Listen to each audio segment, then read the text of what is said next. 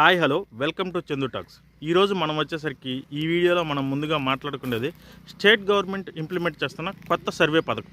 So అది వచ్చేసరికి P4 survey పథకం గురించి మనం ఈ వీడియోలో క్లియర్గా మాట్లాడుకోవడానికి ట్రై చేద్దాం.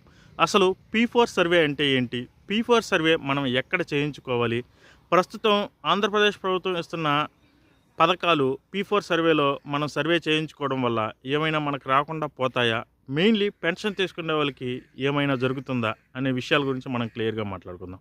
ఫస్ట్ P4 సర్వే అంటే ఏంటి? P4 అంటే public private people partnership. Public private people partnership అంటే సింపుల్గా పూరి జగన్నాథ్ గారు ఒక డైలాగ్ చెప్పినట్లు పెద్దోడిని కొట్టేద్దాం పేదోడికి పెట్టేద్దాం అనే స్కీమ్ లాంటిది ఇది. సో సింపుల్గా ఇక్కడ కొట్టుకోటాలు తిట్టుకోటాలు ఏం లేవు, కానీ ఆర్థికంగా బాగా బలంగా ఉన్న ఓ 10% మంది, ఆర్థికంగా బలహీనంగా అట్టడుగున ఉన్న ఓ 20% మందికి సహాయం చేయటం ఈ పథకం యొక్క ప్రధాన లక్షణం. సో ఇది ఇంప్లిమెంట్ అయితే వండర్స్ చూడొచ్చనే చెప్తున్నారు నిపుణులు కూడా. ఈవెన్ స్టేట్ గవర్నమెంట్తో పాటు ఎవరైతే ఆర్థిక నిపుణులు ఉన్నారో వాళ్ళు కూడా చాలా మంచి పథకం అని చెప్తున్నారు. సో ఈ P4 సర్వే ఎక్కడ చేయించుకోవాలి? P4 సర్వే మీరు ఎక్కడికి వెళ్ళి చేయించుకోలేదు, మీ దగ్గరలో ఉండే గ్రామ వార్డు సచివాలయం సిబ్బంది వచ్చి మీ ఇంటికి నేరుగా వచ్చి అక్కడ P4 సర్వే చేస్తారు. సో P4 సర్వేకి సంబంధించి అది చేయించుకోవటం వల్ల ఇప్పుడు ఆంధ్రప్రదేశ్ ప్రభుత్వం ఇస్తున్న పథకాలు ఏవైనా మనకు రాకుండా పోతాయా అనే డౌట్ చాలామందికి ఉంది. సో ఆంధ్రప్రదేశ్ ప్రభుత్వం ఇస్తున్న పథకాలు ఎక్కడికి పోవు. అసలు ఆ పథకాలకి స్టేట్ గవర్నమెంట్ ప్రవేశపెట్టిన ఈ P4 సర్వేకి సంబంధమే లేదని చెప్పుకోవచ్చు. మెయిన్లీ ఈ పథకం యొక్క ముఖ్య ఉద్దేశం ఏంటంటే ప్రభుత్వం ఒక బ్రిడ్జ్ లాగా వ్యవహరిస్తుంది తప్ప ఇందులో డైరెక్ట్గా ప్రభుత్వం ఎవరికి డబ్బులు ఇవ్వడం.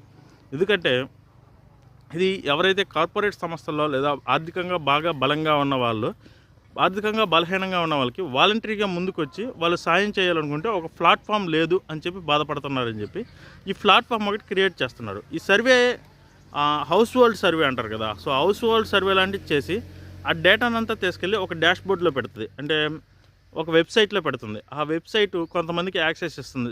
స్టేట్ గవర్నమెంట్కి వాలంటరీగా మేము హెల్ప్ చేయాలనుకుంటున్నాము అని చెప్పి స్టేట్ గవర్నమెంట్ దగ్గరికి ఎవరైతే వచ్చి చెప్తారో వాళ్ళకి ఏం చేస్తుందంటే స్టేట్ గవర్నమెంట్ ఈ వెబ్సైట్కి సంబంధించిన లాగిన్ ఇస్తుంది. సో అందులో డైరెక్ట్గా వాళ్ళు లాగిన్ అయ్యి వాళ్ళు ఎవరికి హెల్ప్ చేయాలను వాంటెడ్గా, సో ఇక్కడ వాళ్ళకి అక్కడ వాళ్ళకి అనేవి కాకుండా వాళ్ళకి ఎవరికి హెల్ప్ చేయాలనుకుంటే వాళ్ళని కన్సల్ట్ ఇన్ఫర్మేషన్ అంతా అక్కడ ఉండేది కాబట్టి వాళ్ళని కాంటాక్ట్ అయ్యి వాళ్ళకి సంబంధించిన ఇన్ఫర్మేషన్ వాళ్ళకి ఎంతో కొంత ఆర్థిక సాయం చేయడమే ఈ ప్రాజెక్ట్ యొక్క ప్రధాన లక్షణం.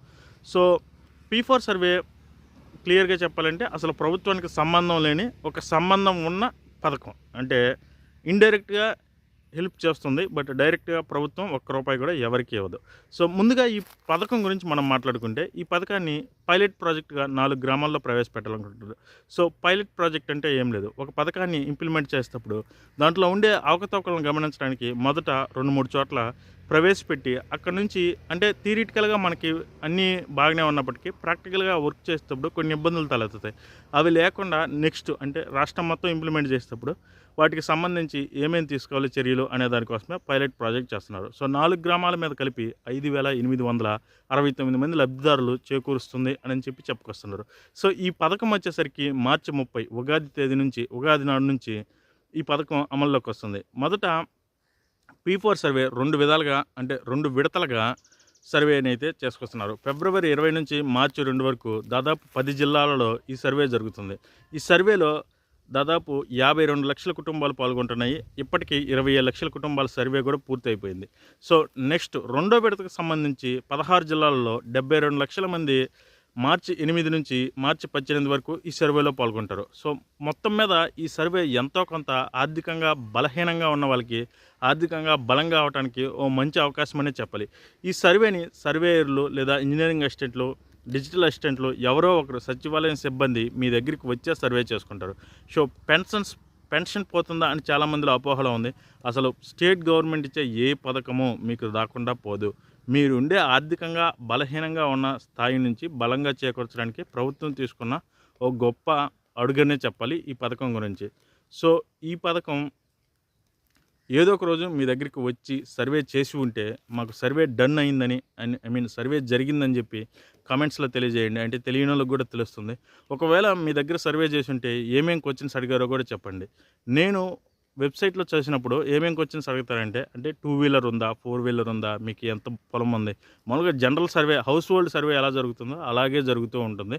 సో, ఎందుకంటే ఒక అంచనాకు రావడం కోసమే. అంటే వీళ్ళు ఆర్థికంగా బలహీనంగా ఉన్నారు. వీళ్ళకి మనం చేయూతనిస్తే ఎంతో కొంత వృద్ధిలోకి వస్తారు అని చెప్పి స్టేట్ గవర్నమెంట్ తీసుకున్న ఓ అద్భుతమైన నిర్ణయం అనే చెప్పాలి. సో, ఈ P4 పథకంలో అయితే ఇంతవరకే. ఈ P4 పథకం గురించి ఇంకేమైనా లేటెస్ట్ ఇన్ఫర్మేషన్ వస్తే నేను మీతో షేర్ చేసుకోవడానికి ఎప్పుడూ ముందే ఉంటాను.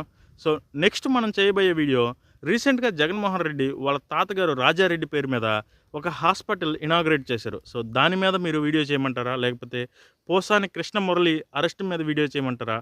ఇవి 2 కాకపోతే ఇంకేదైనా టాపిక్ మీద మీరు తెలుసుకోవాలనుకుంటున్న టాపిక్ నాకేదో కామెంట్ చేయండి. ఖచ్చితంగా దాని మీద ఇన్ఫర్మేషన్ గ్యాదర్ చేసి మీ ముందుకు తీసుకురావడానికి నా వంతు కృషిగా నేను చేస్తాను. సో, నేను ఇంత కష్టపడుతున్నాను, అంత కష్టపడుతున్నాను అనైతే చెప్పను. సో, నా ఛానల్‌లో కంటెంట్ మీకు నచ్చితే ప్లీజ్ లైక్ చేసి సబ్స్క్రైబ్ చేయండి. Until then bye. Jai Hind.